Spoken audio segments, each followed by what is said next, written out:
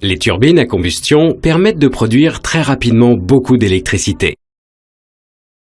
Le principe d'une turbine à combustion est proche de celui du moteur à réaction. En mélangeant de l'air comprimé à du combustible, on obtient du gaz de combustion. Ce gaz alimente une turbine dont la rotation va activer la production d'énergie électrique. Tout d'abord, de l'air frais est injecté dans un compresseur.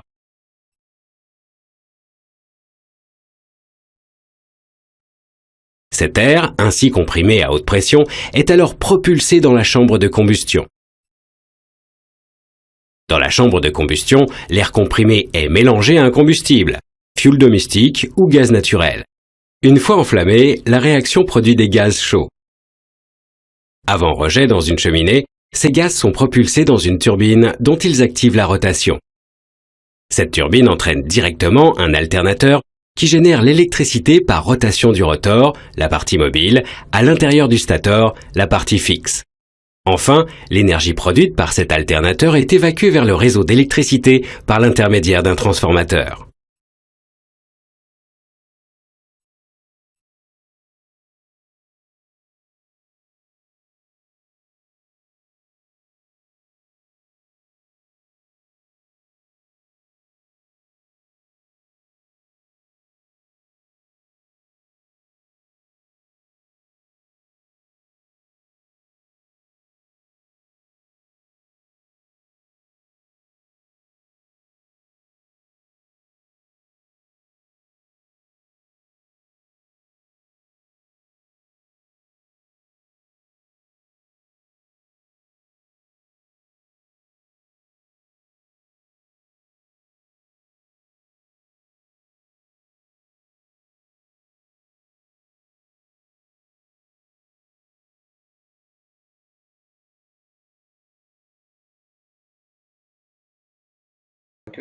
Donc j'ai dit que le logiciel, donc c'est pour les études de faisabilité, de performance des projets de l'énergie, etc. Donc j'ai dit pour les étapes de la réalisation du projet, donc on commence toujours par l'emplacement, le lieu. Donc on va faire un exemple par la suite. Avec tous les paramètres donc météorologiques, euh, même donc la latitude et la longitude du lieu aussi. Tout ce qui est en relation avec la température, les précipitations, la vitesse du vent, tout ça. Puis on passe à l'installation. On va, voilà, les lieux, donc c'est ça. Donc avec les données, soit à partir de la NASA, donc des lieux, des données climatiques de la NASA, ou bien des installations, ou bien des stations météorologiques installées dans le lieu où on veut réaliser donc, les études. Donc, pour le cas du Maroc, donc, on a vu la dernière fois la liste donc, des lieux, et on va les voir aussi dans cette séance-là. Donc, on va refaire une autre étude, donc, surtout pour l'emplacement du projet. Pour les installations, on a dit donc c'est soit des installations pour la production d'électricité, soit le domaine industriel, commercial, institutionnel, résidentiel, agricole aussi. Et donc avec, bien sûr, il faut donc bien sûr une comparaison ici, donnée par le red screen, une comparaison entre les prix de revient de l'énergie des différentes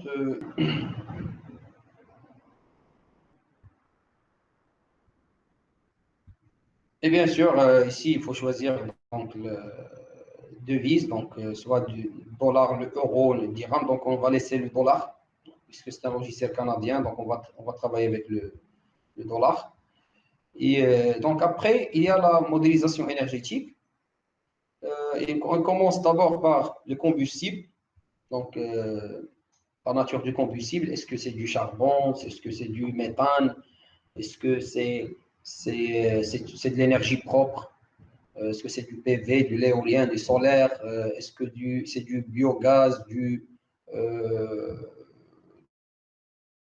donc c'est une énergie hydroélectrique? Donc tout ça, donc c'est dans la partie combustible. La partie turbine à gaz, donc par exemple, turbine à vapeur ici, ce qu'on a vu la dernière fois.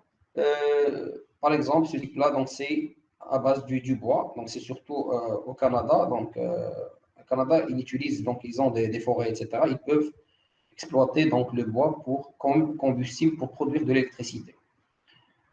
Et donc, voilà, il faut renseigner tous les paramètres ici, sur tout ce qui est en coloré, donc il faut les renseigner. Et les autres, ils sont calculés. Par exemple, l'enthalpie, l'entropie, elle est calculée, la température de saturation, elle est calculée.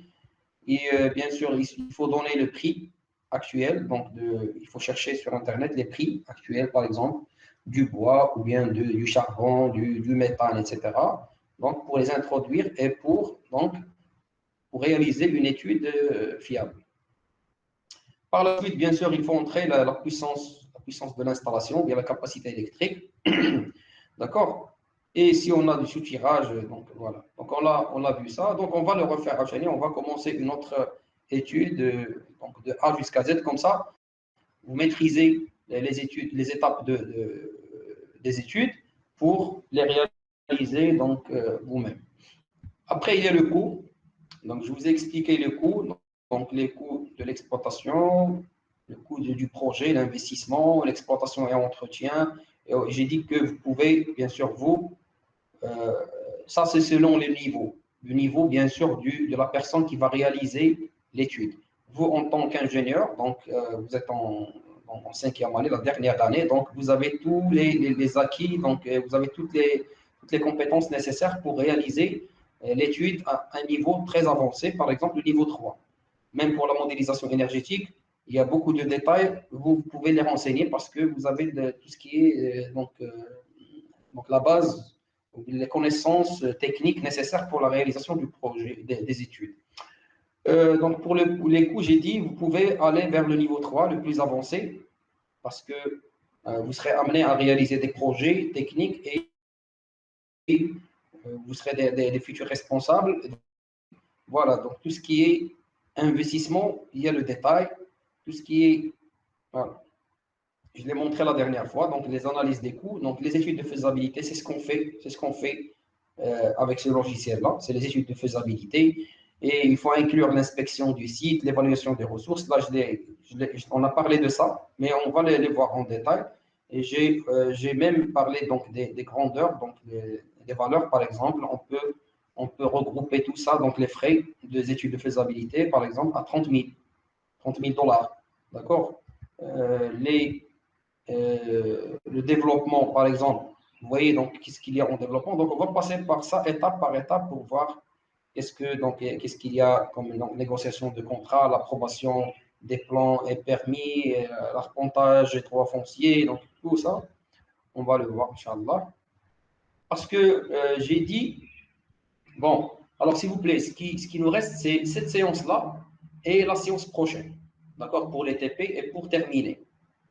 D'accord, on va faire 3 heures aujourd'hui et on va faire 3 heures soit jeudi prochain, soit samedi prochain. C'est quand vous voulez. D'accord. Et pour terminer, et donc je vais vous montrer comment faire les études et après, donc vous allez choisir entre les projets de turbine à vapeur, turbine à gaz ou bien turbine à gaz cycle combiné, la production du biogaz. Malheureusement, il n'y a pas des études de cas.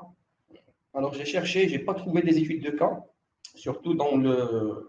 Voilà, je reviens sur les études de cas pour vous montrer. Pour le biogaz, il n'y a que les moteurs à piston. Il n'y a pas des turbines à gaz. Donc, on a dit pour la production du biogaz, que ce soit, donc on peut le considérer comme un gaz d'enfouissement qui est produit dans les décharges contrôlées, d'accord, ou bien la production du biogaz produit dans les STEP, les stations d'épuration des eaux usées, à partir des boues et donc la digestion et la fermentation. C'est une opération anaérobie sans présence de l'oxygène dans des digesteurs où il y a donc des boues, etc. Et donc ça permet donc de produire du biogaz, donc du méthane, et bien sûr mélanger avec, je l'ai expliqué dans le cours, mélanger avec quelques traces des gaz, et puis il passe par la désulfuration pour éliminer donc, ces gaz et pour obtenir le biogaz pur ou bien le méthane pur. D'accord. Donc ça Ça, on l'a expliqué, mais on a dit pourquoi on l'a expliqué. Parce que nous, le cours, c'est les moteurs thermiques à flux continu. Donc, je cherche à tout ce qui est production avec turbine à gaz, donc avec n'importe quel combustible. Et il y a de la production de l'électricité à partir du biogaz avec la technologie des turbines à gaz.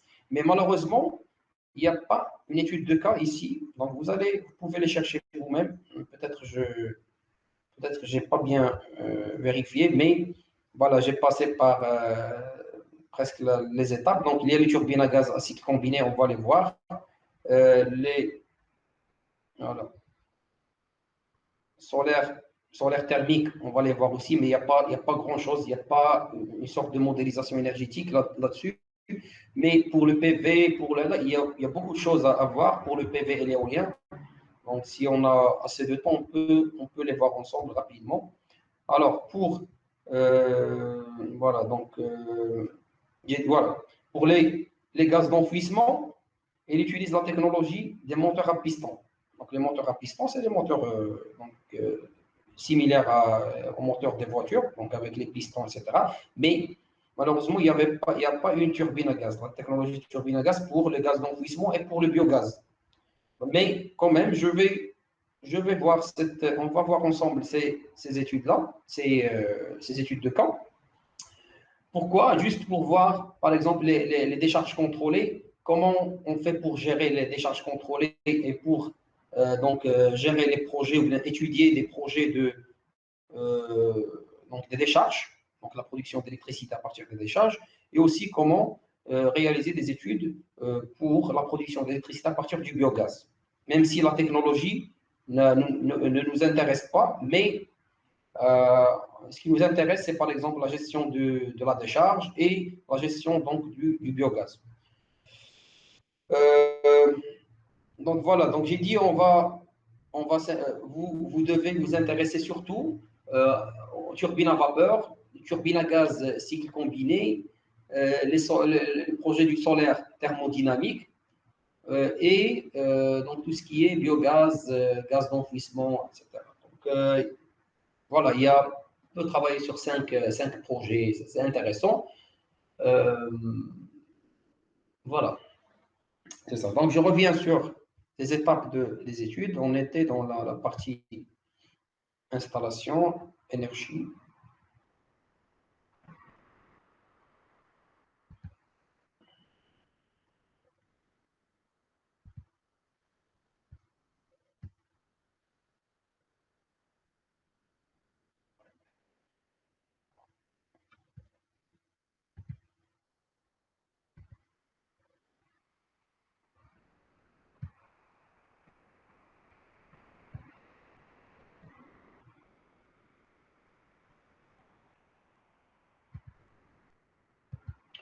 Alors je reviens sur la partie énergie pour la modélisation énergétique. J'ai dit que bon, d'abord, on passe au combustible, on ne l'a pas vu. Donc, c'est juste ici pour voir le combustible avec. C'est quel type de combustible? Par exemple, ici, c'est la production d'électricité à partir du bois. Donc, et résidus typiques. Donc, voilà la liste, par exemple, des combustibles dans le domaine surtout le biogaz.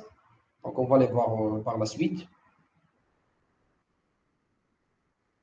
Les bois, etc. Donc, avec chaque combustible, il y a donc bien sûr le prix. Il faut pas se contenter donc ou bien dire voilà c'est les prix proposés par Let's Green. Ça c'est le cas du Canada. On parle avec ça c'est des projets réalisés par exemple à Canada donc une station une une production, d'accord, d'une production d'électricité à partir du bois à Canada. D'accord. Bien sûr, le prix, ils ont proposé 10 dollars par tonne de bois. Par exemple, ça diffère au Maroc. Donc, un autre pays, si supposons que vous travaillez pour le compte d'un bureau d'études, vous allez réaliser un projet à un autre pays, par exemple en Asie ou là, c'est pas en Europe, etc. Donc, il faut actualiser les prix. Chercher donc le prix, surtout, il faut inclure, vous voyez bien, donc lorsque ce pays est là, elle a les ressources, par exemple. s'il s'agit du bois, et le pays il est riche en bois, donc il a des forêts, etc. Donc le prix, ça diffère. Bien sûr, s'il importe le bois, donc ça diffère aussi. Je parle aussi des autres combustibles. Est-ce que ce pays-là, il produit du pétrole, il produit du gaz naturel? Alors le prix, bien sûr, le prix de l'installation, ça diffère par exemple parce que donc il produit du combustible. C'est pas la même chose lorsqu'on on importe le combustible. Là, ça c'est clair.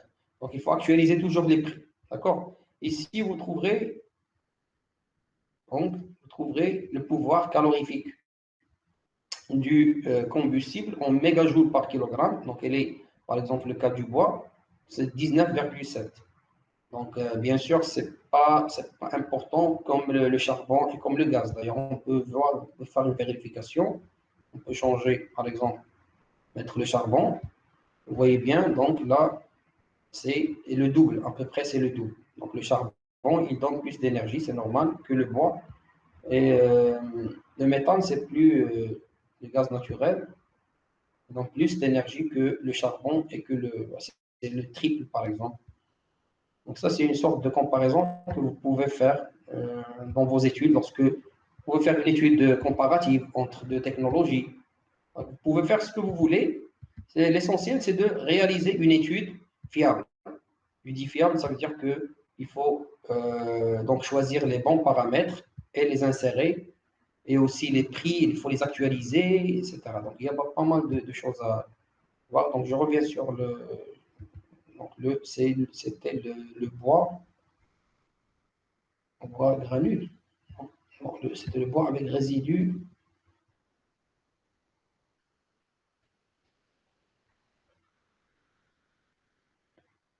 bois résidus typiques. Alors ici, ça, c'est important.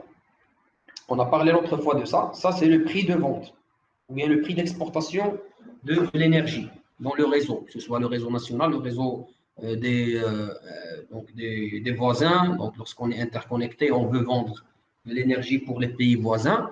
Donc, ça, c'est important pourquoi? Pour la rentabilité du projet.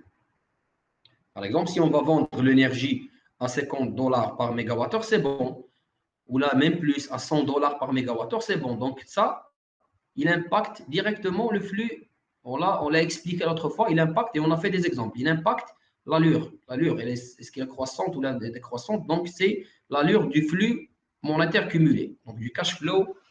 Donc, voilà, ça impacte l'allure de la courbe. Directement, il y a un impact direct sur la rentabilité du projet. C'est normal, c'est clair, parce que si on vend avec 100 dollars par mégawattheure, c'est bon. Alors même pour le cas des énergies renouvelables, on peut voir que le prix est très élevé par rapport à tout ce qui est projet bois, tout ce qui est fossile. Bien sûr, le renouvelable, les énergies renouvelables, c'est plus cher.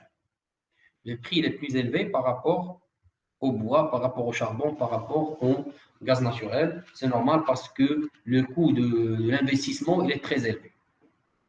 On peut le voir, on peut le constater. Vous pouvez même voir des études de cas. Donc, je vous ai montré comment accéder aux études de cas. Donc, il suffit de voir l'étude de cas, de cliquer et voir qu'est-ce qu'ils ont fait comme modélisation énergétique, comme la gestion, donc aussi les prix d'investissement, de l'exploitation et d'entretien, le prix de vente, etc. Vous pouvez tout ça faire une comparaison à travers les types de projets qui sont là. Donc, je continue sur la partie, voilà, donc c'est la partie modélisation énergétique surtout qui nous intéresse. C'est là où on peut apporter notre expertise et les connaissances techniques que nous avons. Alors, j'ai dit, ça on l'a vu, pour le cas des turbines à vapeur. Donc, on a dit que faut introduire tout ce qui est coloré, donc il faut introduire le débit de vapeur, donc la pression d'opération, combien en kilopascal en bar, etc. Donc la température de surchauffe, par exemple, et les autres paramètres sont calculés. Si on a du tirage, il faut les, les, donc les renseigner. Ça, c'est le cas du. Je sais pas, ça juste, c'est une turbine à vapeur. D'accord. Il y a d'autres, on va voir les autres cas. Donc, des turbines à gaz cyclocombiné et le biogaz et les centrales thermosolaires. Donc, je reviens sur les coûts. J'ai dit, donc, il y a le détail des coûts, les émissions de gaz à effet de serre. Alors, d'abord, je reviens sur un point important. Je ne sais pas si je vous ai expliqué ça ou non. Donc, voilà, pour le cas du combustible.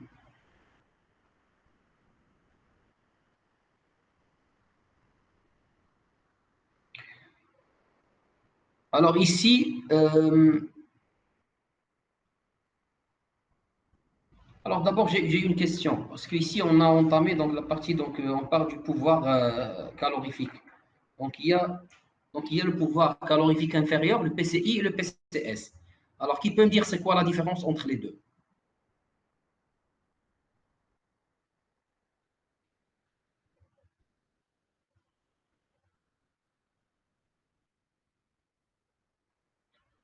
Donc la différence entre le PCI et le PCS, c'est quoi? Est-ce qu'on va les trouver quelque part?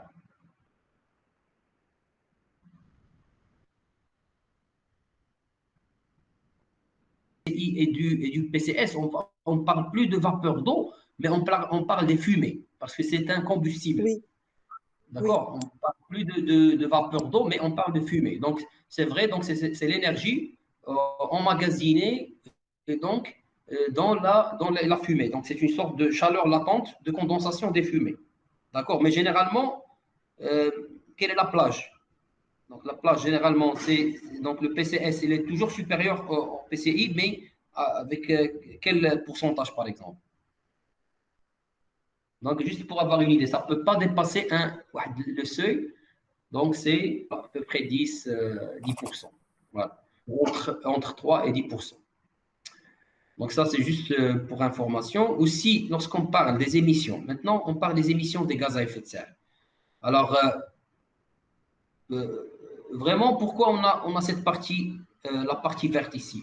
Alors, l'autre fois, lorsqu'on a travaillé sur la turbine à vapeur avec comme combustible le charbon, il n'y avait pas cette, vous vous souvenez, il n'y avait pas cette partie verte, il y a que du noir. Ça veut dire quoi? On va pas réduire les émissions des gaz à effet de serre parce que si on utilise le charbon, il est très polluant. Donc, je ne sais pas si vous avez une idée sur les gaz à effet de serre générés par le charbon.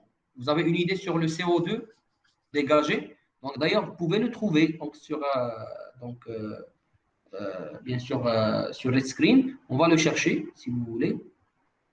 Donc, c'est à peu près c'est 3 disons, kilogrammes, 3,5 kg de CO2 par kilogramme de charbon. Mais on peut le chercher si on revient sur un projet d'une turbine à vapeur. Donc, on va aller vers. Donc, il vaut mieux que je démarre. Je démarre. Lorsqu'on parle du bois, d'accord, parce que c'est important dans les projets. D'ailleurs, vous pouvez les trouver dans les bases de données des logiciels, comme ce qu'on va voir d'abord. Donc, on va aller vers les études de cas. D'accord? On va aller vers turbine à vapeur avec charbon.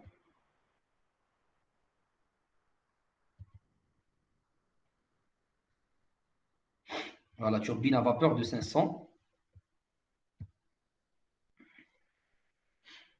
Ce qu'on a vu, donc c'est le cas qu'on a traité la semaine dernière. D'accord? Avec une turbine à vapeur à 500 MW, puissance 500 MW.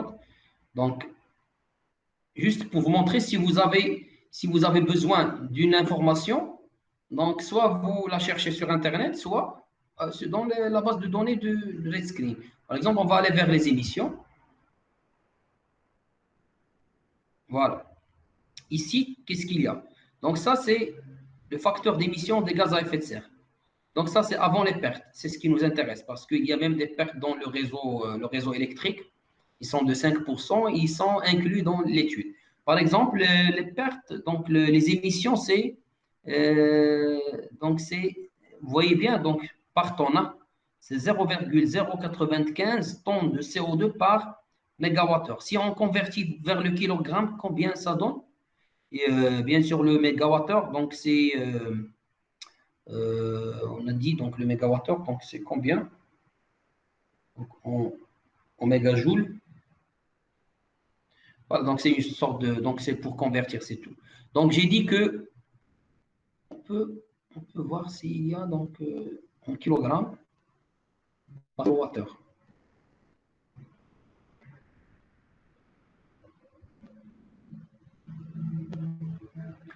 Voilà, donc ça c'est le type de combustible. Vous allez voir que, bien sûr, le facteur d'émission, il va changer. Par exemple, le gaz naturel, j'ai changé de combustible, malheureusement, il n'y a pas de... Donc le facteur d'émission ne s'affiche pas. Normalement, si je change, il doit changer. Mais je peux revenir sur le combustible, donc dans l'installation, bien dans la partie énergie. Si je change du combustible, donc voilà, donc avant c'était 0,095, c'est ça. Donc je peux revenir sur l'énergie, changer le combustible ici, par exemple, changer le combustible ici, je peux aller vers le gaz naturel, on compare avec le gaz naturel, d'accord? Puis je reviens vers les émissions.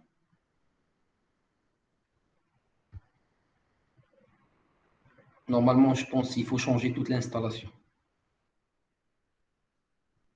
D'accord? Je pense qu'il faut changer toute l'installation. Donc, ce n'est pas juste le combustible, parce que les turbines à vapeur ne fonctionnent pas avec du gaz naturel, c'est normal. Donc, on ne peut pas faire ça. Mais par contre, on peut démarrer un autre projet. Ah, voilà. Donc, j'ai déjà d'autres projets qui sont là, d'autres études de cas. Donc, vous vous souvenez, il y avait 0,095. Donc, on peut aller vers ça. Est-ce que c'est du turbine à... Non, c'est pour le gaz d'enfouissement. Ça, c'est pour quel projet? Voilà, ça, c'est turbine à gaz, cycle combiné. Donc, je vais vers les émissions. Et ici, ça, c'est le cas de référence. Donc, c'est toujours le charbon. Et le cas proposé, il donne directement,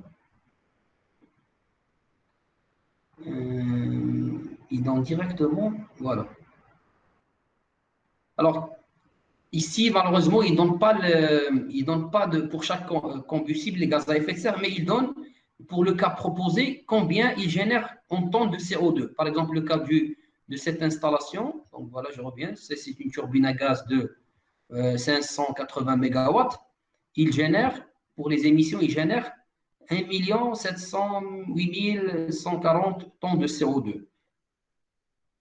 D'accord? Et voilà, donc, par rapport au charbon, c'est plus polluant. D'accord? C'est plus polluant. Normalement, c'est. Normalement, donc on peut faire une autre comparaison avec le biogaz qu'on a. Donc, voilà. Le biogaz généré par c'est le gaz d'enfouissement d'une décharge. Donc, on va voir ça par la suite. Mais je suis toujours dans la partie émission pour vous montrer donc la différence. Parce qu'il y a, voilà, donc ça c'est important. Donc, le cas proposé, il y a une réduction importante des gaz à effet de serre. Par rapport, il compare toujours par rapport, donc tout ce qui est référence, c'est le charbon. C'est le charbon ici. Donc, voilà, on va voir ça en détail. Bien sûr, il le convertit donc en soit, donc, par exemple, le cas ici, la réduction annuelle. Monsieur, pardon. Oui, oui, parce que pour chaque projet, par exemple, le cas des gaz d'enfouissement, vous voyez bien, pour le cas proposé, il y a juste une production de 842 tonnes de CO2 par rapport au cas de référence qui est de 458 870 tonnes de CO2 pour le cas du charbon. Et généralement, ils font la comparaison avec le charbon parce que c'est le plus polluant. Et donc, par exemple, le gaz d'enfouissement, il permet de faire une réduction. Vous voyez donc la zone verte, elle est grande. Donc, il fait une réduction de plus de 400 000 de tonnes de CO2. C'est l'équivalent à, par exemple, des voitures. C'est à 83 888 automobiles et camions légers non utilisés. Bien sûr, dans l'étude, vous pouvez choisir ce que vous voulez ici pour la comparaison, soit les litres d'essence non consommés, soit les barils de pétrole brut non consommés, les individus réduisant leur consommation énergétique de 20%, acres de forêt absorbant du carbone, les hectares de forêt absorbant, par exemple, si on met des hectares de forêt absorbant du carbone, donc c'est l'équivalent à la plantation de 42 126 arbres qui va absorber cette valeur-là. Donc, vous voyez, donc, le changement du projet, il permet une réduction des gaz à effet de serre qui est important. Vous le savez, donc ça entre dans le protocole de Kyoto, donc pour limiter les émissions des gaz à effet de serre. Donc, il y a donc le sommet de Rio. Donc, le Maroc, bien sûr, il est engagé, donc même à travers donc différents événements réalisés au Maroc, donc pour la protection de l'environnement, etc. Et donc surtout le protocole de Kyoto qui a été signé par plusieurs pays, d'accord, donc pour limiter les émissions de gaz à effet de serre, d'accord. Bien sûr, on a dit la partie finance. Donc, il y a deux niveaux. Bien sûr, pour le deuxième niveau, il vous faut du soutien ou des personnes, des spécialistes dans le domaine financier pour vous aider. Bien sûr, ça, c'est des paramètres, par exemple, le taux d'inflation, on l'a expliqué l'autre fois, le taux d'intérêt sur les dettes, c'est normal. Mais si on passe au niveau 2, vous allez voir qu'il y a des paramètres, surtout pour le risque. Alors là, vous pouvez vous-même réaliser cette partie-là. D'accord. Renseigner, par exemple, le taux d'indexation des combustibles. D'ailleurs, vous voyez bien, il y a le point d'exclamation, le point d'interrogation qui apparaît. Et donc, ça montre, vous pouvez accéder pour voir donc, les données, donc des valeurs typiques, par exemple. Donc, si vous cliquez sur n'importe quel, soit le taux, le taux d'indexation, le taux d'inflation, le taux d'actualisation, etc., il vous donne des valeurs typiques. C'est-à-dire l'intervalle que vous devez donc ne pas le dépasser. D'accord. Et voilà, donc ça, vous pouvez le faire vous-même. D'accord. Mais pour d'autres, par exemple, le cas des risques, les risques là, c'est le risque financier du projet. Donc, cette partie-là, vous pouvez vous-même renseigner quelques parties, mais les autres, il faut voir les gens du finance pour vous aider. Mais vous pouvez quand même faire réaliser une partie de ça. Par exemple, le niveau du risque, d'accord? Elle est à combien? Le minimum de l'intervalle de confiance, etc. Donc, avec tout ce qui est impôts, donc les capitaux propres, etc. Mais alors, surtout, ce qui m'intéresse surtout, c'est la partie modélisation énergétique. D'accord? Donc, voilà, je reviens de ça. Ce qui nous intéresse, ou bien ce que vous devez faire vous-même en tant qu'ingénieur. Donc, d'abord, l'emplacement. L'emplacement, donc je reviens pour refaire, pour parler un peu de l'emplacement. Donc, l'emplacement, donc il me dit, donc voilà, tu commences par choisir le lieu des données climatiques. Donc, je vais donc accéder à la base de données, que ce soit donc à partir du NASA, donc c'est indiqué, soit le NASA, soit, voilà, c'est indiqué, soit NASA, soit le sol. Donc, par exemple, le lieu de l'installation, on peut le mettre ici. Donc, s'il s'agit d'un projet au Maroc, par exemple, on va, pour le cas, maintenant, on a fait la dernière fois donc, des turbines à vapeur. Maintenant, on va faire une turbine à gaz à cycle combiné. Alors, pour les turbines à gaz à cycle combiné, alors l'autre fois pour les turbines à vapeur, on a dit qu'il faut choisir l'emplacement à côté de la rivière, des rivières, ou bien à côté de la mer. Comme ça, c'est pour avoir l'eau, donc l'accès à l'eau de refroidissement et donc pour donc minimiser l'investissement. Au lieu de voir donc, la tour de refroidissement qui utilise l'air et l'eau aussi, si on est à côté d'une rivière ou bien de la mer, donc on peut utiliser l'eau de refroidissement. Mais pour les turbines à gaz et à cycle combiné, donc on n'aura pas besoin donc, de les installer à côté, même si elle est à côté de la rivière, c'est bon. C'est pour le cas par exemple de Tahdart.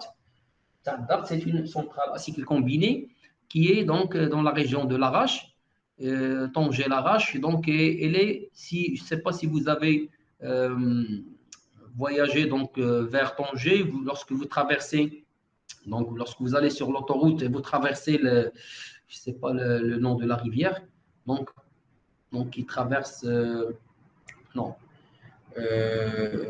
dans la région de Tahdart. Tahdart c'est la région de l'Arrache Tanger.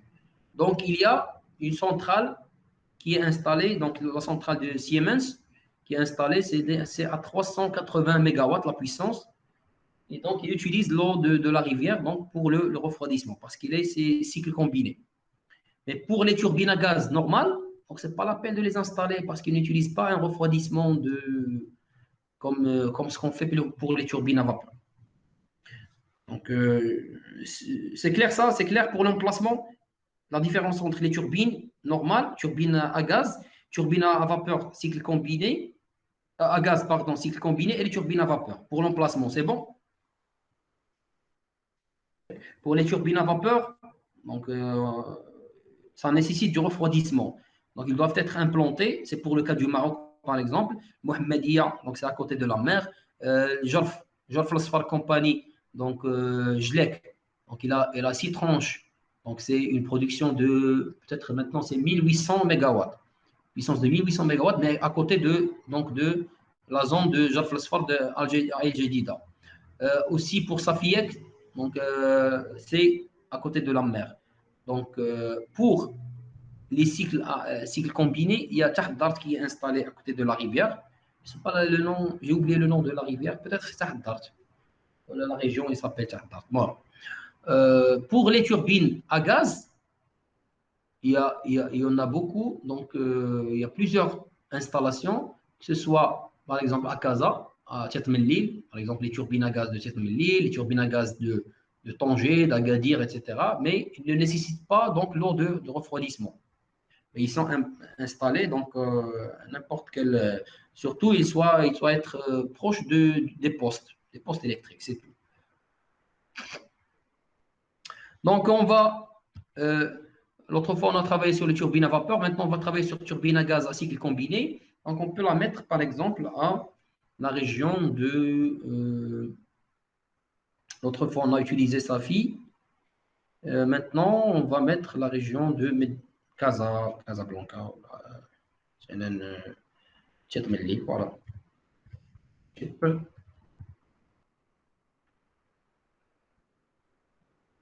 Est-ce qu'il apparaît? Non. Donc, on va mettre Casablanca directement. Il va nous donner un site à Casablanca. Il y a donc l'information. Voilà, Casablanca, enfin. Voilà. Parce qu'on a des données climatiques dans cette région-là. Si tu n'as pas les données climatiques, donc l'étude ne sera pas rentable, ne sera pas fiable. Donc, il faut toujours être proche, que ce soit des stations météorologiques, comme c'est le cas de la station installée à Anfa. Peut-être c'est relatif donc, à l'aéroport, l'ancien aéroport d'Anfa. D'accord? Ou bien en bleu, tout ce qui est NASA. Donc, les données à partir de la NASA, la station NASA. Donc, voilà, on va parler donc des turbines à gaz, un cycle combiné, un projet à Casablanca. Donc, voilà l'emplacement, c'est bon. On peut voir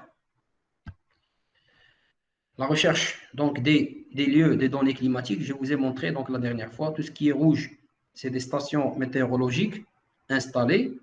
Donc, par exemple, à Rabat, donc, tout ce qui est donc, c'est MAF, donc c'est l'aviation militaire, je pense. Bni Mellal, il y a une station à Bni Mellal, à Meknès, Safi, Marrakech, Fès, Tanger, etc. Donc, pour les données météorologiques et les données climatiques, tout ce qui est bleu, c'est bien sûr avec à partir du satellite ou bien des données de la NASA. Donc, c'est le Jedida, etc. Pour les données, voilà, donc c'est, par exemple, on a choisi la ville de Casablanca, donc la latitude du lieu, la longitude, d'accord? Donc, c'est bien sûr dans l'hémisphère nord, donc avec 33,6 degrés. Donc, pour l'est, c'est moins, donc du côté de Greenwich. Et donc, la zone climatique, c'est 3A. Donc, c'est tiède, humide. L'élévation par rapport au niveau de la mer, c'est 57 mètres. La température extérieure, ça, c'est pour les projets de chauffage et de climatisation. Et voilà, ça, c'est l'amplitude de température. Donc, ce qui nous intéresse, c'est surtout ça. Parce que lorsqu'on va travailler un projet, il faut avoir une idée sur, bien sûr, les données météorologiques de la région. Bien sûr, la température moyenne durant l'année, par exemple le cas de Casablanca, avec une température annuelle moyenne de 17,4. L'humidité relative, il faut avoir une idée sur l'humidité relative de la région. Donc, il est très humide. Casablanca, c'est normal, à côté de la mer. C'est une moyenne de 81,9%. S'il vous plaît, il faut donc suivre les étapes que je fais. Donc, la même chose, vous faites la même chose avec moi. D'accord? Est-ce que vous faites la même chose? Vous avez choisi la région de Casablanca? Suivre les mêmes étapes. Alors, pour les précipitations, vous avez donc, c'est la moyenne de 412 mm. Le rayonnement solaire quotidien sur une surface horizontale en kilowattheure par mètre carré par jour, donc c'est 4,58. Donc, ça, c'est surtout pour les projets du PV ou les projets solaires en général. Ça peut vous aider, par exemple. Est-ce que ça mérite d'installer ou d'investir dans des projets de PV ou bien du CSP dans la région ou non, selon le rayonnement moyen donc, de l'année, la moyenne, par exemple, la moyenne de l'année. La pression atmosphérique, la vitesse du vent, surtout pour les projets de l'éolien, on s'intéresse à la vitesse du vent, les statistiques, etc. Par exemple, 2,5, ce n'est pas du tout intéressant, d'accord, même parce que donc il y a une vitesse minimale pour démarrer donc l'éolienne et une vitesse maximale donc de 25 mètres et une vitesse minimale de 5 mètres par seconde. Donc, on n'atteint même pas le minimum. On n'atteint même pas le minimum, donc c'est pas pour le hadr. Et les autres, c'est pour ça, c'est la température du sol. Et ça, c'est, j'ai dit, chauffage et climatisation, c'est pour les projets de chauffage et de climatisation. Donc ça, on valide. Je valide. Maintenant, j'ai validé le choix du lieu climatique. Donc, automatiquement, il va changer ici. Donc, on va changer de Ontario donc vers Maroc et Casablanca exactement. On va attendre le changement du lieu de l'installation.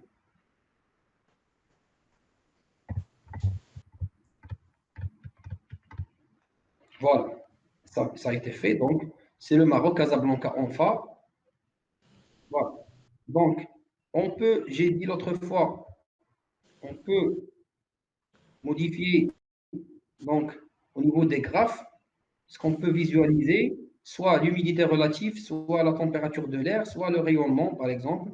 Si on veut tout ce qui est histogramme, on veut par exemple le rayonnement solaire quotidien, donc voilà, le rayonnement histogramme. Donc tout ce qui est graphe, on peut visualiser ce qu'on veut. Par exemple, le cas du projet de l'éolien, on va visualiser la vitesse du vent. Pour le projet du solaire, on va visualiser le rayonnement solaire. Pour le cas, par exemple, des projets, je sais pas, qui nécessitent donc des données comme l'humidité, la température de l'air, nous, on peut Ce qui nous intéresse, c'est la température de l'air parce que ça impacte notre installation. Par exemple, c'est une installation dans des zones chaudes, c'est pas dans des zones froides. D'accord? Ça, c'est normal. Par exemple, une installation à 50 degrés Celsius dans la région, par exemple, je sais pas, de Rachidia ou Erzazet, etc. C'est pas la même chose qu'une installation à Rabat, par exemple. D'accord? Donc, la température de l'air, ça impacte le projet. D'accord? Parce que, est-ce que ça va nécessiter, est-ce qu'il y a des températures à ne pas dépasser au sein de l'installation, que ce soit dans les postes électriques, dans les salles électriques ou les salles des serveurs, ou bien. Donc c'est un investissement de plus. Donc, si la température elle est élevée, donc on va investir dans les climatiseurs, dans le refroidissement, dans plusieurs. Donc, on va laisser le rayonnement et on va laisser la température de l'air. Et donc, j'ai dit, ça dépend du projet. Ça, ça dépend du projet sur lequel vous voulez travailler. Très bien. Donc, on a terminé. On ne va plus revenir sur la partie emplacement. Est-ce qu'il y a une question? Parce que nous, j'ai dit, il nous reste cette séance-là et la séance prochaine. Donc, il faut poser les questions dès maintenant. Est-ce que vous avez une question sur la partie l'emplacement du projet? Ou bien c'est clair? C'est clair, on passe. Donc, choisir l'emplacement, vérifier est-ce qu'il s'agit donc des données du sol ou bien donc de la NASA. Visualiser donc, dans les histogrammes et les graphes tout ce que vous voulez dans la date. Donc, ça, je pense que c'est facile à faire. Donc, on passe à l'installation. Alors, l'installation, là, bien sûr, c'est une étude de cas donc pour le gaz d'enfouissement. D'accord? Donc, on va le changer. Non, il fallait démarrer par. Non, donc, j'ai peut-être. Normalement, j'ai déjà démarré donc, les centrales à. Ah, voilà, c'est ça les turbines à gaz. Normalement,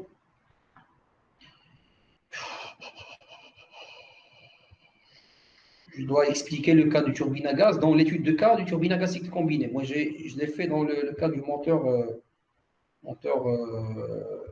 avec gaz d'enfouissement. Et on peut changer ça, hein. C'est pas grave. Donc, je reviens sur l'étude de cas donc du gaz à gaz cycle combiné. Donc, le lieu, je vais encore une fois choisir le lieu.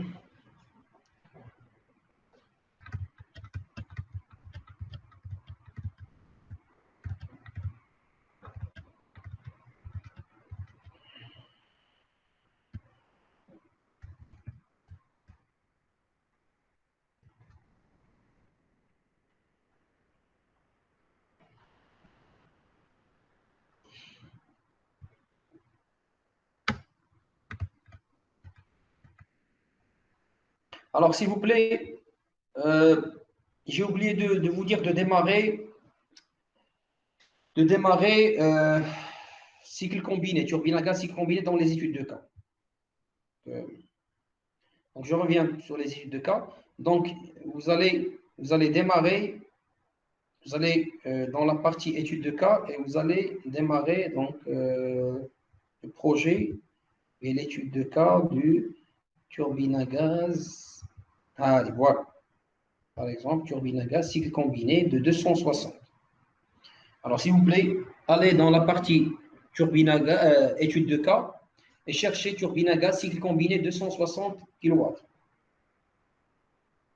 J'ai oublié de vous dire dès le départ de choisir la turbine à gaz cycle combiné. Donc, on va refaire l'étude, mais rapidement. Donc, on va démarrer les turbines à gaz cycle combiné et on va choisir la ville. Alors, faites comme moi, s'il vous plaît. Allez vers l'étude de cas. Turbine à gaz cycle combiné à Canada, 260 kW. Bien sûr, ça, c'est l'étude déjà faite, mais on va l'adapter au Maroc. Donc, au lieu de Canada, on va changer l'emplacement pour l'installer au Maroc, avec les paramètres du Maroc, bien sûr. Donc, je démarre. Vous avez tous trouvé turbine à vapeur? J'ai trouvé. D'accord. Alors, démarrer. Donc, je vais démarrer donc, le projet.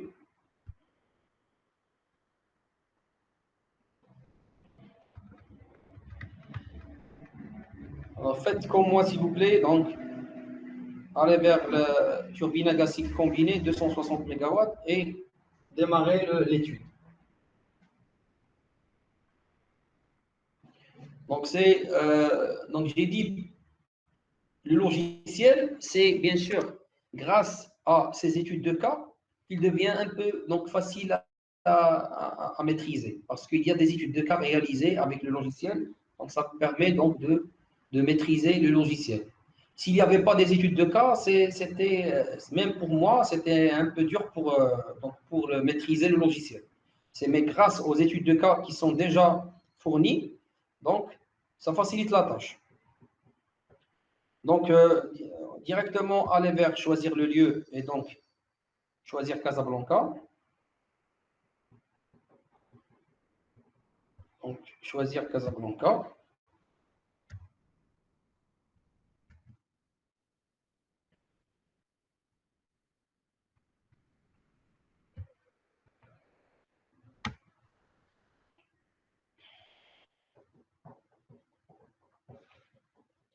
Voilà, donc je vais valider directement. Voilà.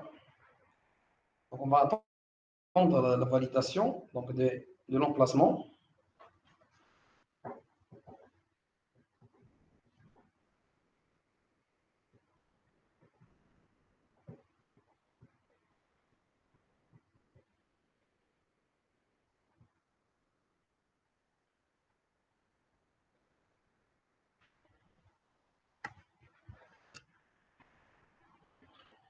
Très bien, pour moi c'est bon. Est-ce que vous avez la même chose? Vous avez validé l'emplacement? Donc maintenant, si vous allez accéder à la partie installation, vous allez remarquer que directement, on a l'installation d'une turbine à gaz cycle combiné à 250 donc, mégawatts. Bien sûr, la puissance, vous pouvez la changer. Donc, on va voir comment. Maintenant, laissez les données. Là, bien sûr, dans le projet, je vous ai montré comment. Donc, préparer par, préparer pour. Ça, c'est renseigner des données, des informations. Sur le projet, qui a réalisé le projet, pour le compte de quelle société, etc. Donc, le nom de l'installation, bien sûr, il faut la modifier parce que ça va figurer dans le rapport. Donc, surtout la page d'accueil du rapport. Donc, ici, on va dire que ce n'est pas une étude de cas de solution, c'est une étude de faisabilité du projet de turbine à gaz. Le nom de l'installation, on peut l'appeler turbine à gaz CASA, turbine à gaz AG à Casablanca. Donc, nommer le projet, le nom de l'installation, TAG, turbine à gaz, Casablanca, TAG Casablanca. Donc, mettez vos noms, préparez pour et préparez par. Ici, mettez vos noms, ici, le nom de la société pour laquelle vous voulez réaliser cette étude. D'accord. Donc, ici, c'est la comparaison. On va laisser devise, donc, c'est le dollar. On va laisser le dollar, donc, par mégawattheure. Ici, j'ai dit, c'est pour changer devise ici. Donc, si vous voulez le changer. Donc, là, on va garder, j'ai dit, on va garder le dollar. Et on va aller vers, bien sûr, la partie installation. Cliquez sur tout pour faire donc, apparaître tous les données. Donc, on va aller vers la partie énergie. Voilà. Alors, d'abord, il faut choisir le combustible. Donc, on va cliquer sur combustible. Bien sûr, c'est déjà choisi parce qu'on travaille sur une étude de cas du gaz, d'une turbine à gaz. Donc, c'est le gaz naturel et déjà choisi. Donc, parmi la liste. S'il n'est pas choisi, donc il faut le choisir. Et donc, avec quelle unité? Est-ce que c'est les gigajoules ou bien le kilowattheure, mètre cube? Qu'est-ce que vous choisissez. Donc, ils ont choisi en gigajoules, le gaz naturel en gigajoules, et le prix en dollars par gigajoule. D'accord? Donc, vous pouvez chercher sur Internet le prix. Donc, généralement, c'est donc ça, le 6 dollars par gigajoule. Ça, c'est au Canada. Maintenant, au Maroc, on peut trouver moins cher que ça. On peut trouver à 3. Donc, l'autre fois, lorsque j'ai fait une recherche, je me souviens, j'ai trouvé 5 dollars, 4 dollars par gigajoule. Le cas du Maroc. Le prix d'achat du gaz naturel au Maroc. Donc, si vous allez réaliser un projet d'une turbine à gaz, et donc, il faut s'assurer du prix. Donc, me dire c'est quoi la source de l'information. Donc, même, il faut mettre les références dans vos rapports. D'accord? Si vous avez consulté un site, je ne sais pas quel site, donc, ou bien vous avez cherché l'information dans une base de données, ou bien vous avez contacté quelqu'un, etc. Donc, il faut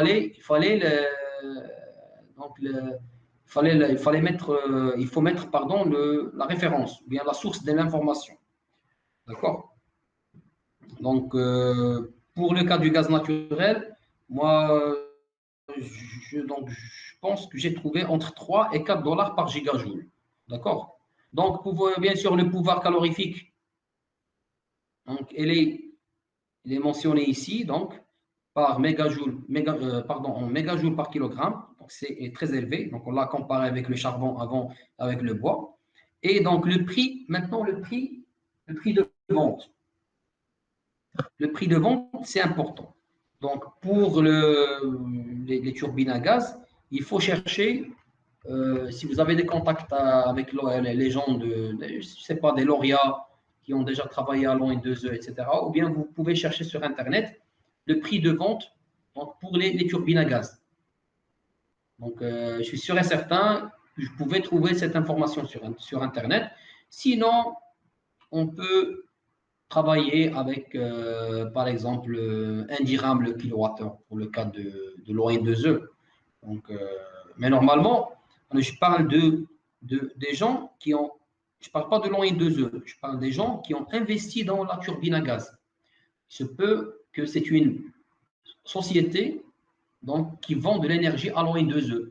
Ils peuvent vendre, par exemple, l'énergie à plus qu'un dirham, à 1,5 dirham par kilowattheure, mais l'ON2E, il le vend au client final, que ce soit pour l'usage domestique, etc., à 1 dirham. D'accord? Vous me dites pourquoi? Parce qu'il y a les subventions de l'État. Et il y a d'autres moyens de production qui sont moins chers. Par exemple, les barrages, ils produisent de l'électricité avec un coût moins cher.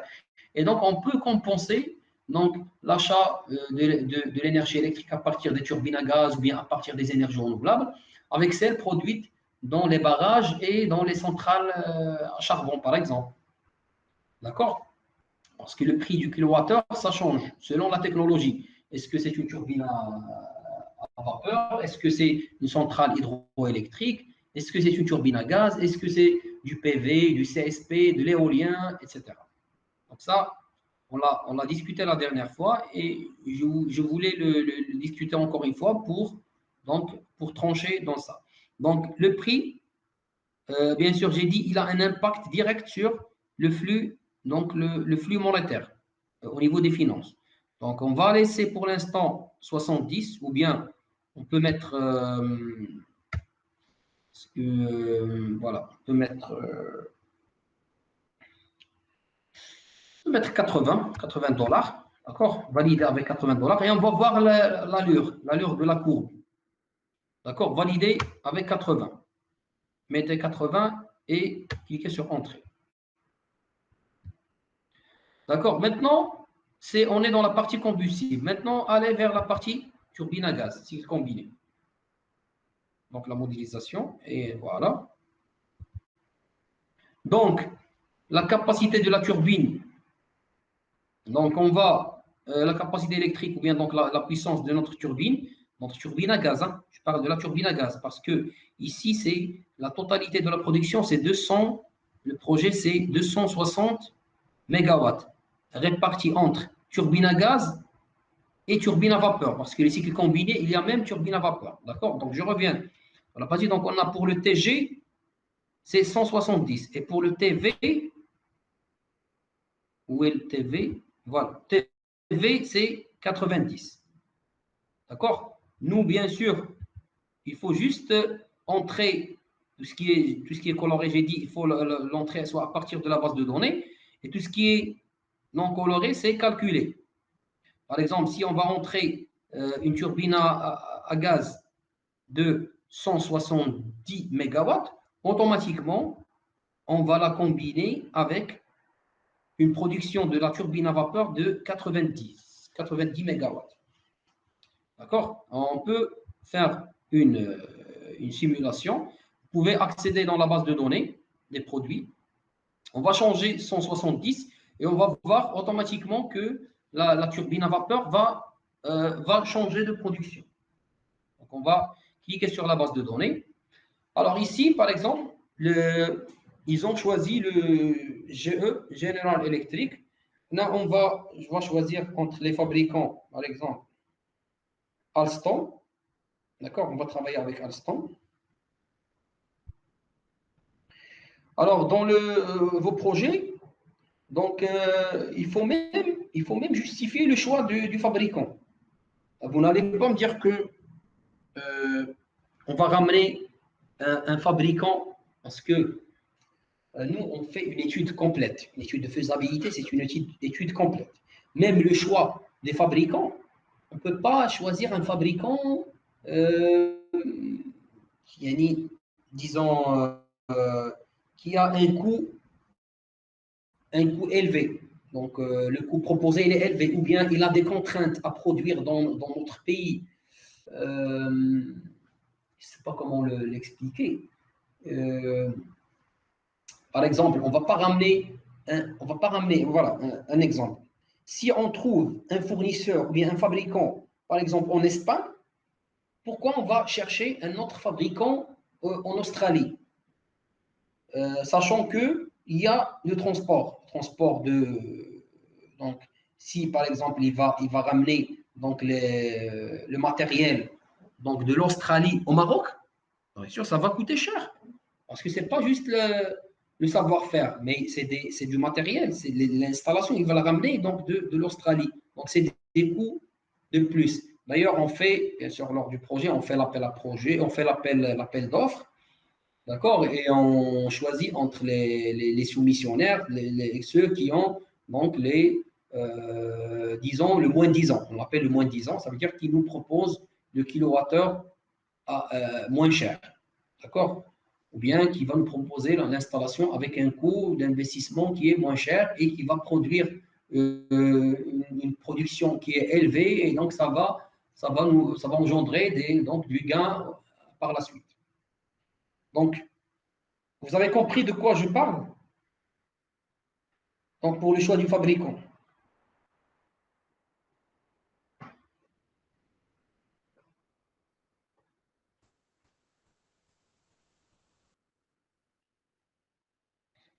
Donc, lorsque vous allez faire votre étude, donc il faut prendre en considération même le fabricant. Par exemple, Alstom, c'est des Français.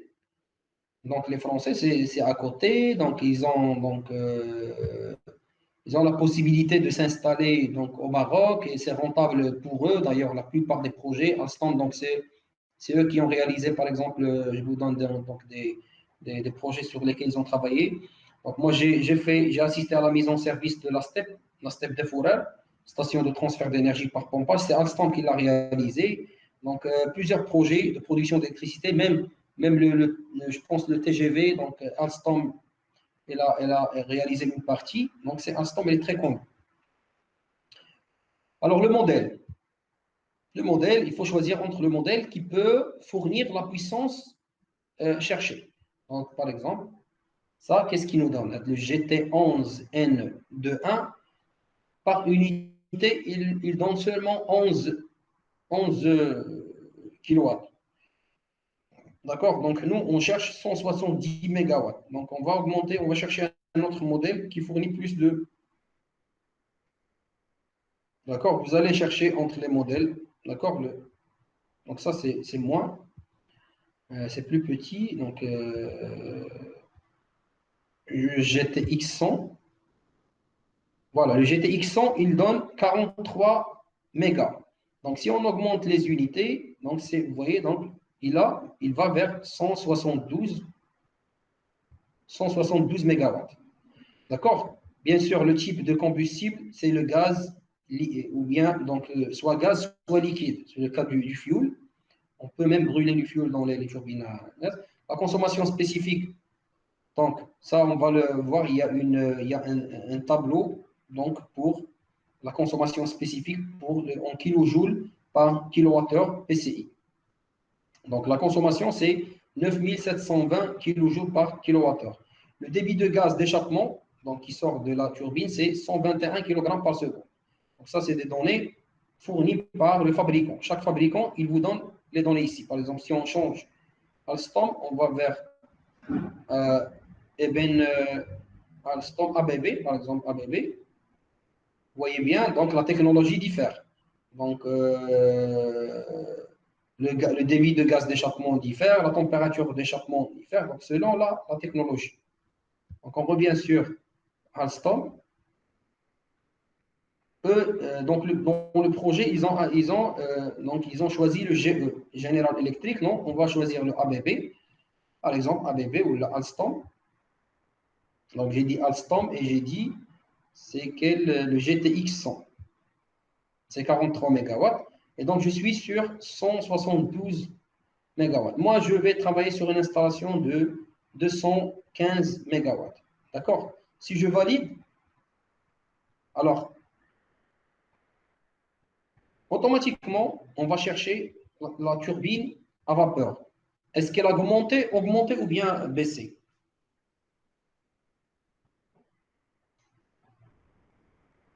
Par rapport à 170 mégawatts. Qu'est-ce qu'on avait avant dans la partie turbine à vapeur?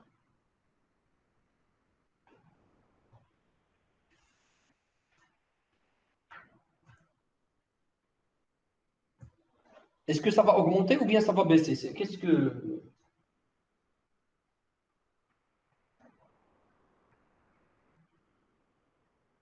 vous m'entendez?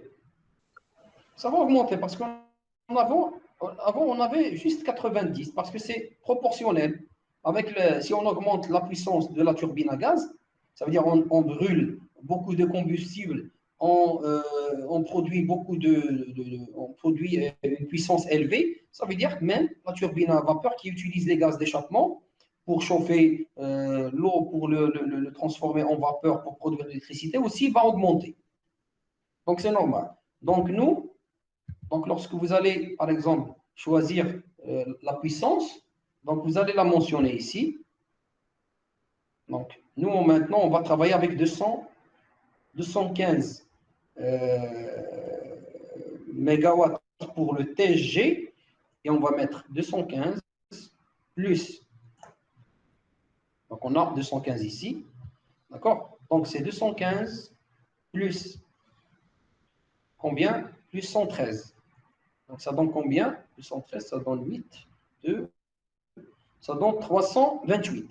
D'accord? Donc, notre installation, elle a une puissance de 328. Pour cela, on va revenir sur installation et on va changer ça. On va mettre 328.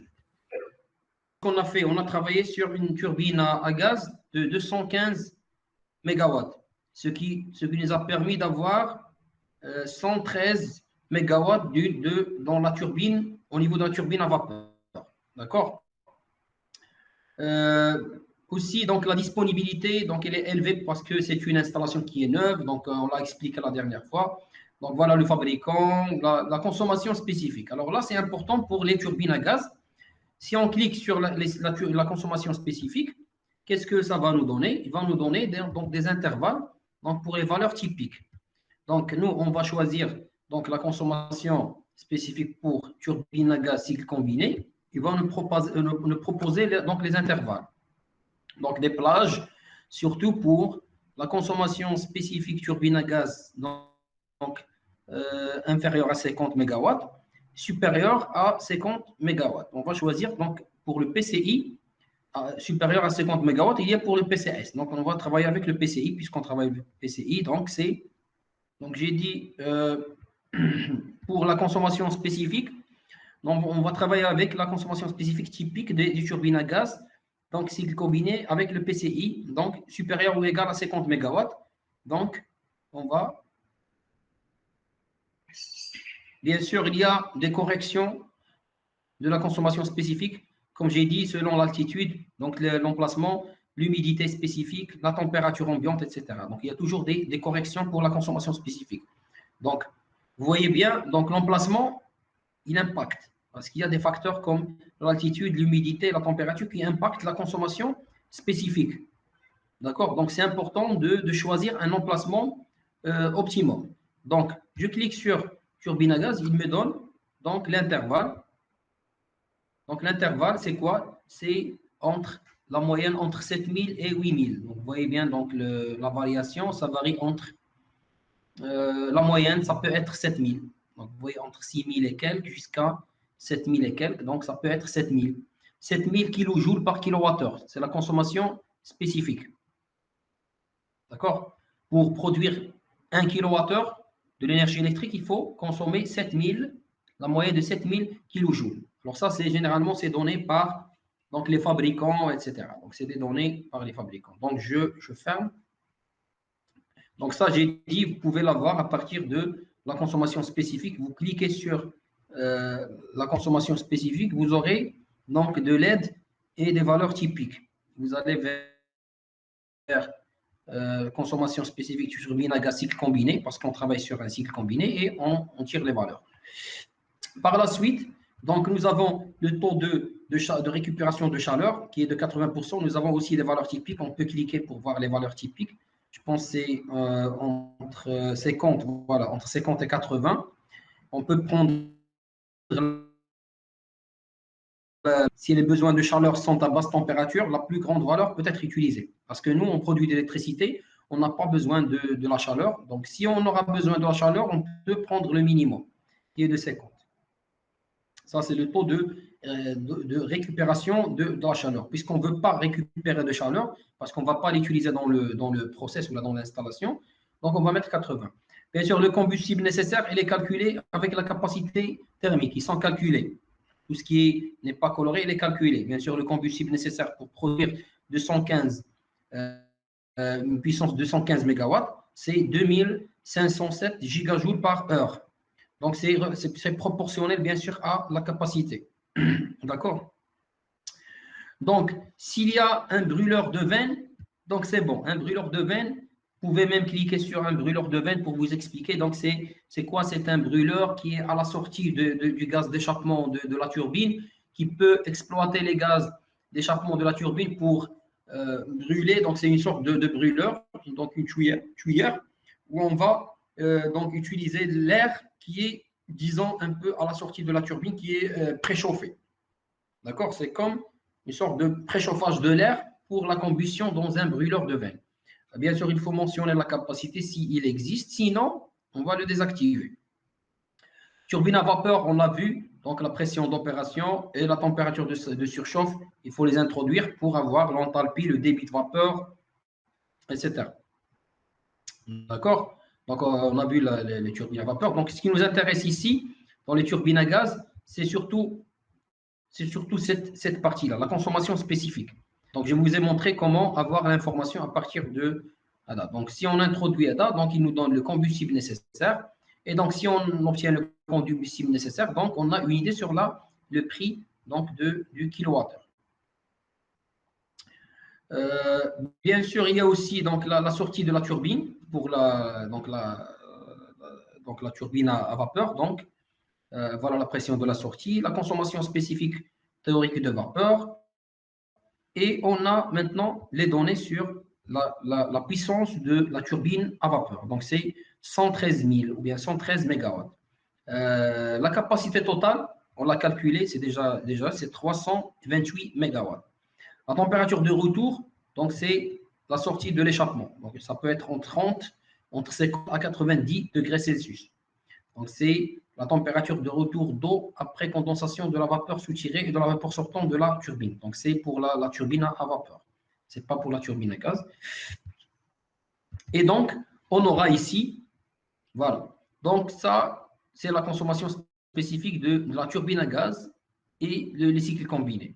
Donc, c'est 7623 kJ par kWh. Avant, il y avait juste la consommation spécifique pour, pour le TG. C'est 11 660. Maintenant, on a sommé les deux et on a trouvé donc la consommation spécifique pour c'est pas une sorte de sommation, c'est pas une sorte de somme, mais c'est comme si on a optimisé avec le TV. Parce que le TV, c'est quoi? On a utilisé les vapeurs de l'échappement à la sortie de la turbine à gaz et on a produit de l'électricité. Et donc, pour 1 kWh, donc il suffit d'utiliser 7623 kJ pour une production de 328. D'accord? Ce n'est pas une production de 100, de 215. D'accord? Ce n'est pas 215. C'est 300. Donc, alors, normalement, je dois poser cette question. Pourquoi la consommation spécifique ici de la TGCC, de la turbine à gaz cycle combiné, elle est inférieure à la consommation de la TG, de la turbine à gaz, qui est de 11 660. Donc, j'ai répondu tout à l'heure. Alors, qui peut m'expliquer encore une fois? Donc, ici, pour cette consommation spécifique, c'est relative à 215 MW. D'accord? Ici, cette consommation spécifique, elle est relative à 328 MW. Ça veut dire qu'on a augmenté avec 113 MW. Cette puissance-là, on n'a pas brûlé du combustible. C'était juste l'énergie utilisée donc, qui provient des gaz d'échappement. On l'a utilisé pour évaporer l'eau, donc pour vaporiser l'eau, pour le transformer en vapeur et pour produire cette puissance-là. Donc, si on fait la somme, bien sûr, donc en kilojoules par kilowattheure, donc nous, on parle de 300, ici, on parle de 328 MW. Donc, bien sûr, là, la consommation spécifique va diminuer parce qu'on n'a pas brûlé donc du combustible pour avoir cette 113 MW. C'est juste on a exploité donc, les gaz provenant de la turbine à gaz. Vous avez compris? Et donc, c'est pourquoi les turbines à gaz à cycle combiné, leur rendement est plus élevé par rapport aux turbines à gaz normales, classiques. C'est parce que la consommation spécifique, il diminue. Donc, vous avez maintenant compris pourquoi le rendement de la turbine à gaz à cycle combiné, il est supérieur par rapport au rendement de la turbine à gaz classique. Est-ce que vous avez compris? C'est pour moi, c'est bien. D'accord, très bien. Pour les autres, c'est bon? C'est bon, très bien. Donc, je continue. Donc, on a dit, voilà, donc il faut donc détailler cette partie-là parce que c'est important. Donc, on l'a détaillé. Donc, ici, c'est le coût d'investissement. J'ai dit, il y a toujours une proposition. Donc, on peut voir la base de données. Qu'est-ce qu'il nous propose? Il nous propose, pour les turbines à gaz, les constructeurs, généralement, ils vous disent, si vous voulez produire 100 MW, il faut investir 2600 dollars, d'accord? Dollars par kilowatt de puissance. Ce n'est pas kilowattheure d'énergie, c'est kilowatt de puissance. On parle maintenant de l'installation, le coût de l'installation, ce n'est pas le coût de vente. D'accord? C'est le coût de l'installation. Si vous voulez produire une puissance, ou si vous voulez réaliser une installation de 100 MW, il faut investir 2600 dollars par kilowatt. Ça veut dire si on multiplie 2600 fois 100 000 kilowatts, on peut avoir le total du coût de l'investissement. Ça, c'est toujours indiqué ici. C'est par rapport au prix du 1er janvier 2016. Donc, on valide, soit on valide ça, soit on valide ça. Nous, on n'a pas, bien sûr, une valeur de 1 million de kilowatts, on a juste supérieur, on est entre on est avec une puissance de 328 mégawatts, ça veut dire supérieur à 100 mégawatts. Donc, on choisit 2600 dollars par kilowatt. On valide. Le coût d'exploitation et de maintenance aussi. Donc, ça va apparaître ici. Donc, c'est 92 dollars par kilowatt par année, par kilowatt par année. C'est normal. Donc, c'est les coûts d'exploitation et d'entretien. Donc, je valide. Mais sur les coûts, il y a l'onglet coût, donc c'est tout ce qui est détail du coût. Mais ici, c'est juste pour une estimation rapide. Voilà, ce qui est indiqué ici, c'est le prix, donc le total. Ici, le total de l'investissement. Ici, le total du coût d'exploitation, etc. Donc, la consommation du combustible en général, donc pour l'année, c'est 20 millions de gigajoules. Et le coût du combustible, c'est ça. Bien sûr, on va vendre avec 80 dollars par mégawattheure. Et donc, on vérifie d'abord la partie finance, est-ce que la courbe, voilà, la courbe, elle est parfaite. Très bien. Donc, après, même si 20 ans, c'est trop, mais pour des projets comme ça, donc c'est un investissement. Bien sûr, si on va augmenter ici les encouragements et les subventions, on va mettre, parce que ces projets, toujours là, ils sont subventionnés. Donc, on peut mettre 1, 2, 3. 2 millions, 20 millions.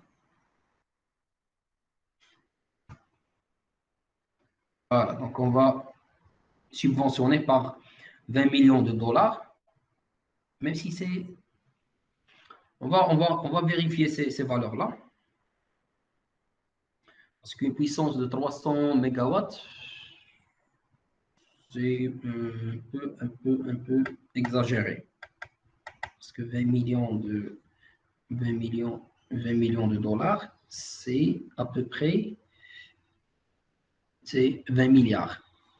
20 milliards, oui. Ici, c'est 80 milliards. Donc, on peut mettre ici subvention de 50 milliards de centimes. Voilà, donc vous voyez, donc si on augmente les subventions et les encouragements, rapidement, on va cumuler le flux monétaire. Donc ici, c'est toujours, j'ai dit, donc il y a donc l'endettement, donc le taux d'inflation, donc le taux d'intérêt sur la dette, la durée de l'empreinte, etc. Si on réduit la durée de l'empreinte, par exemple, on met 10 ans, vous voyez la courbe, comment il va changer.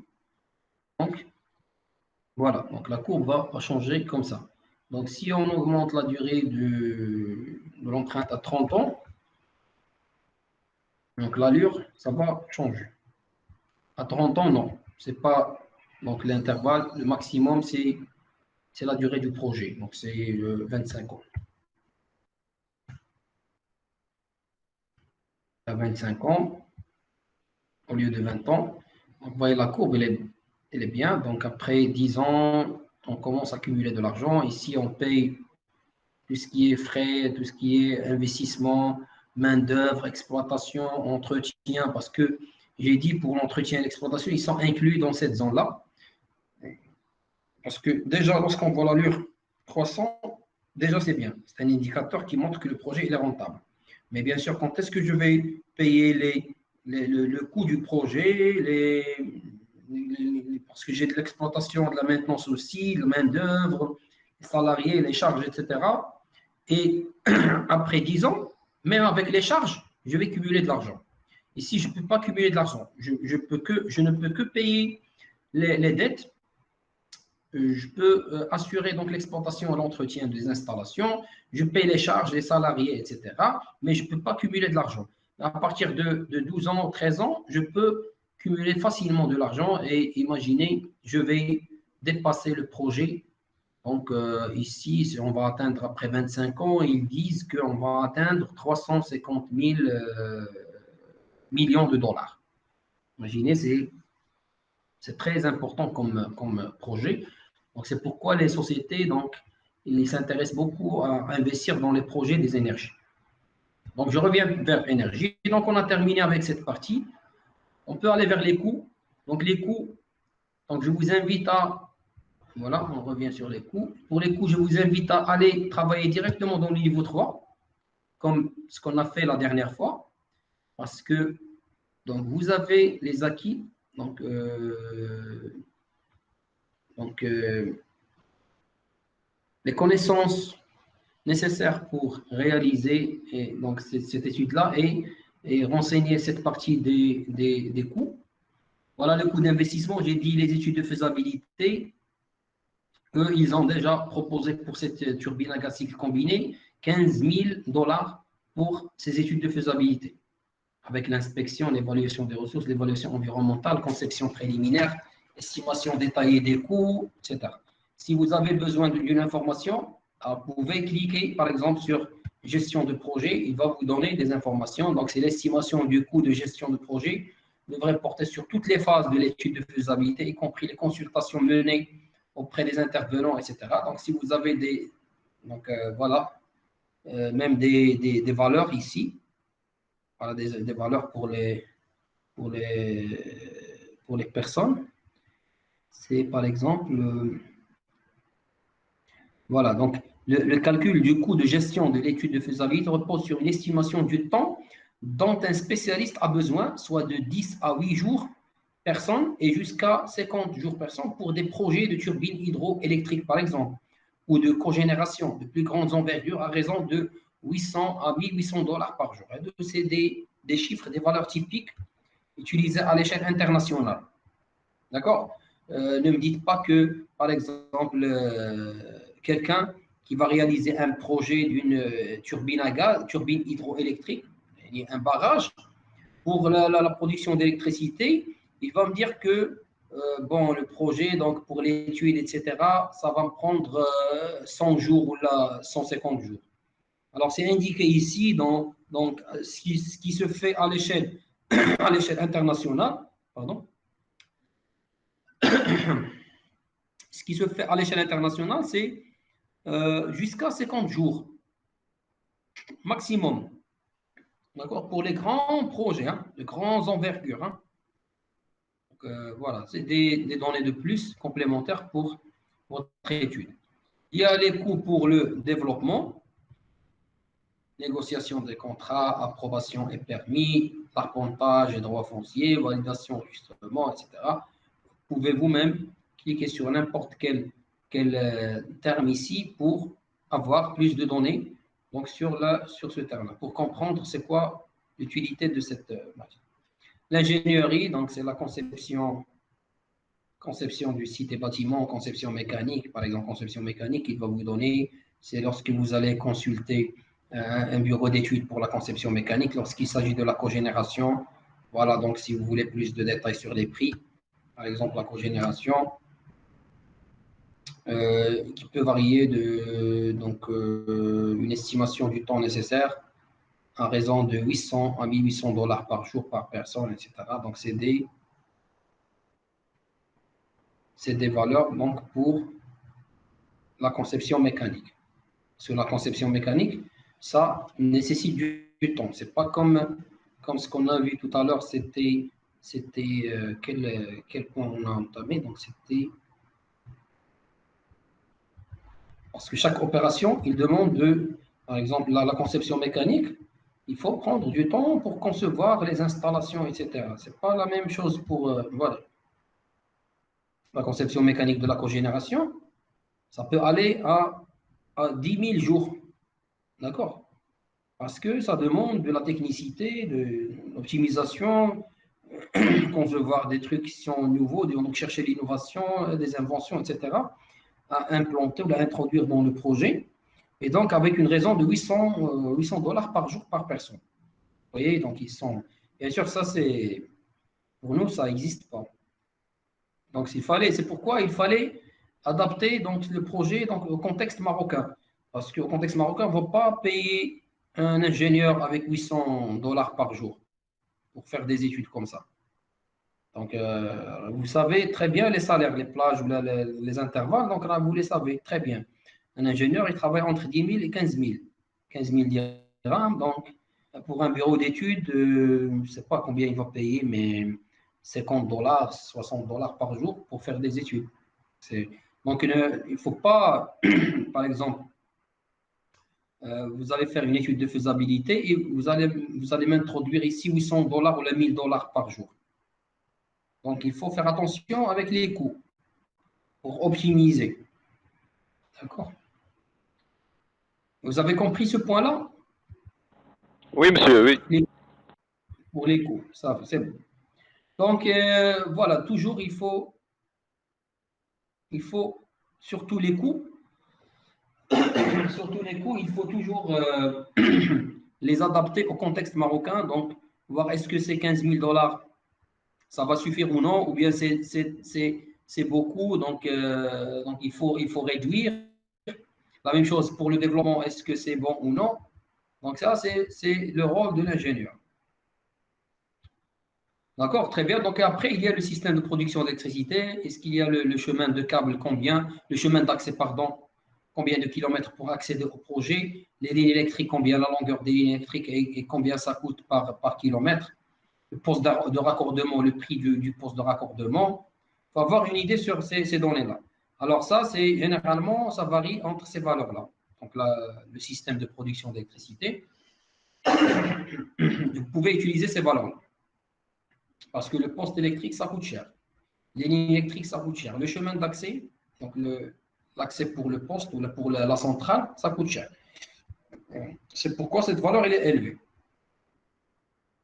Infrastructures connexes et divers.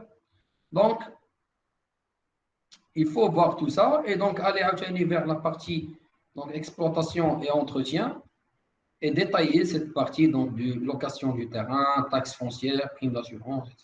Donc, donc, je veux donc, un vrai projet. Montrez-moi que vous avez donc vous allez exploiter toutes les connaissances que vous avez acquises donc, durant le parcours de l'ingénieur, de cycle ingénieur. Il faut les exploiter tous dans ce projet-là. Donc, c'est comme une sorte de projet de fin d'études. Donc, c'est comme donc, le projet sur Red Screen, ça va vous permettre donc d'exploiter toutes les compétences que vous avez. Donc, que ce soit les compétences techniques, managériales, tout. Donc, la communication aussi, parce que normalement, si vous serez amené à réaliser ce type de projet, de ce type d'études, vous serez aussi amené à les présenter devant votre patron, par exemple, votre supérieur hiérarchique, donc pour le convaincre de la rentabilité du projet. D'accord? Ou bien, si le projet n'est pas rentable, il faut convaincre aussi le patron ou le supérieur que ce projet n'est pas rentable. Moi, en tant qu'ingénieur, j'ai fait l'étude de rentabilité ou la faisabilité du projet et je vous confirme que ce projet n'est pas du tout rentable pour la société. Et donc, tu donnes les arguments. Tu présentes les arguments. Voilà, donc côté technique, on peut pas que d'un côté coût, voilà les coûts qui vont être engendrés suite à il faut citer les arguments. Il faut bien argumenter. Donc, donc en utilisant cet outil-là, vous allez utiliser donc, une modélisation énergétique dans tout ce qui est technique, capacité, donc les connaissances techniques. En finance, bien sûr, c'est tout ce qui est économie, finance, etc. Donc, c'est l'argent, etc. Donc, et communicationnel, donc tout ce qui est communication, donc pour convaincre la personne ou bien je sais pas, l'intéressé en général, l'intéressé par l'étude. Donc, je passe vers les émissions. Maintenant, on voit une partie verte. Ça veut dire on va économiser à partir d'une turbine à gaz cycle combiné. On va réduire les gaz à effet de serre par rapport à un cas de référence qui est à partir du charbon. Parce que le cas de référence, c'est à partir du charbon. Donc, voilà. À partir du charbon, c'est le cas de référence. Voilà, on produit 2 736 000 tonnes de CO2 par mégawattheure. Imaginez combien, donc non, pardon, ce n'est pas par mégawattheure, c'est la totalité. Alors ici, Alors, j'explique cette partie-là parce que c'est important aussi, parce que vous allez la présenter dans votre projet. Euh, donc, le cas de référence, c'est une centrale thermique à vapeur qui utilise le charbon. Le charbon, il dégage 0,983 tonnes de CO2 par mégawattheure. Donc, nous avons au sein de notre donc l'installation que nous avons donc au niveau de Casablanca, c'est une turbine à gaz donc à cycle combiné avec une puissance de 328 mégawatts. C'est l'équivalent à, ça veut dire, si on veut produire cette puissance-là, on va dégager comme gaz à effet de serre 2 736 000 tonnes de CO2. Ça, c'est le charbon. Le charbon, il va il va dégager ces émissions-là. Mais si on utilise le gaz, le turbine à gaz cycle combiné, voilà le cas proposé, on va produire cette valeur-là. Ça veut dire combien? On va réduire la réduction des gaz à effet de serre par rapport au charbon avec 1 652 681 tonnes de CO2. C'est l'équivalent à 302 000 de voitures non utilisées. Est-ce que vous avez compris cette partie des gaz à effet de serre, les émissions?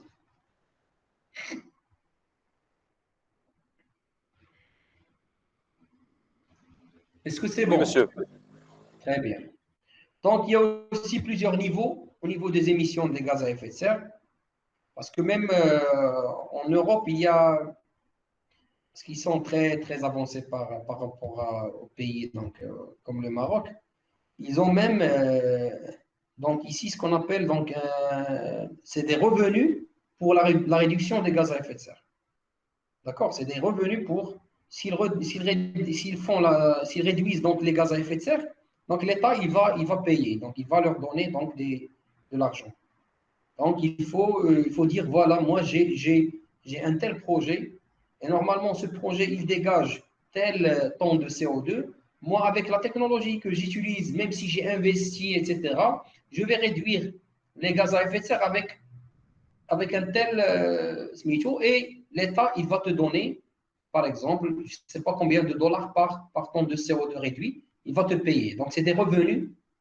C'est en Europe, bien sûr, là, au Canada, c'est dans les pays développés. Ce n'est pas le cas. C'est pas le cas au Maroc, bien sûr. D'accord? Donc, voilà, vous allez travailler dans le niveau 3. Niveau 3, dans les analyses des émissions. Et donc, voilà, donc c'est.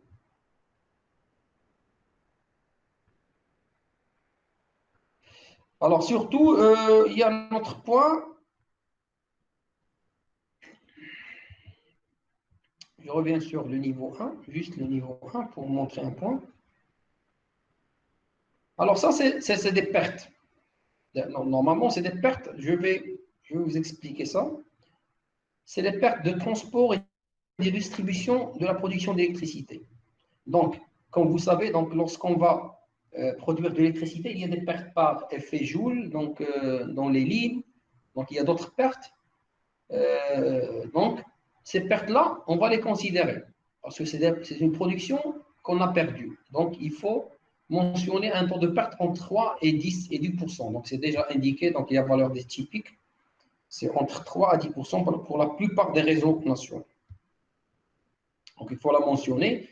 Donc, bien sûr, si on change, bien sûr, ça va changer. Donc, supposons qu'on va utiliser un facteur de 5.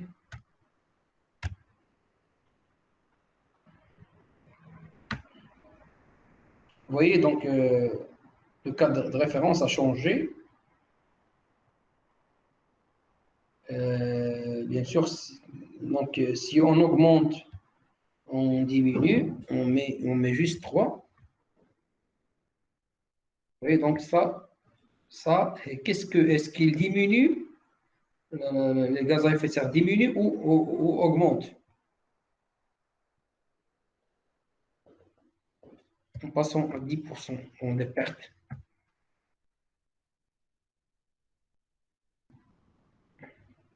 Donc, il a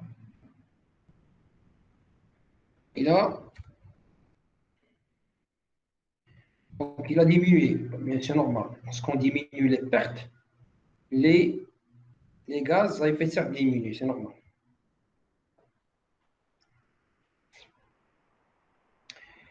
Alors, c'est bon pour les gaz à effet de serre. Donc, il y a plusieurs niveaux. Donc, on peut même aller au niveau 3 si vous voulez plus de détails sur ces gaz à effet de serre, combien ils contiennent de CO2, de CH4, de N2O, N2O.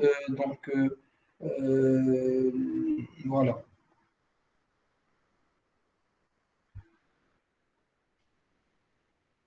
Ça, c'est pour le niveau de référence et ça pour le niveau du cas proposé, qui est du gaz naturel.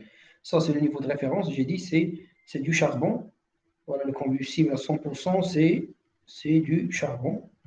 Voilà, donc c'est expliqué quelque part. Ah, voilà, c'est du charbon.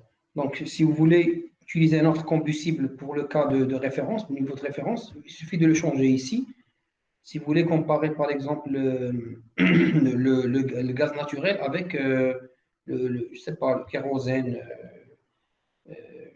propane ou n'importe. D'accord? Mais généralement, dans la plupart des projets, on compare avec le charbon parce que le charbon, il est le plus utilisé et le plus polluant.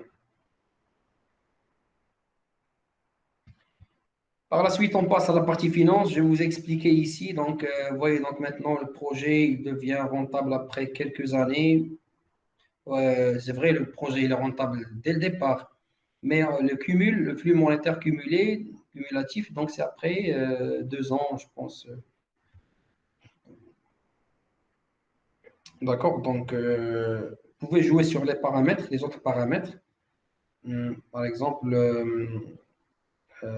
c'est pas la durée de vie du projet, vous pouvez mettre 30 ans, par exemple. Donc, il faut réellement voir est-ce que c'est 30 ans ou non. On a augmenté est-ce que la durée du projet pour les turbines à gaz, est-ce que ça peut dépasser 30 ans ou bien c'est juste 20 ans? D'accord? Par exemple, est-ce que c'est juste 20 ans?